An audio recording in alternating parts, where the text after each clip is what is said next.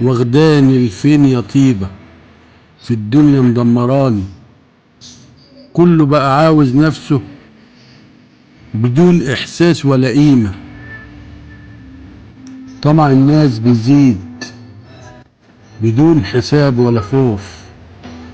هتفضلي يا دنيا ملكيش امان، مع الضعيف فرشلة اوهام، ومع القوي فرداله سلطة ما ترضيش الرحمن.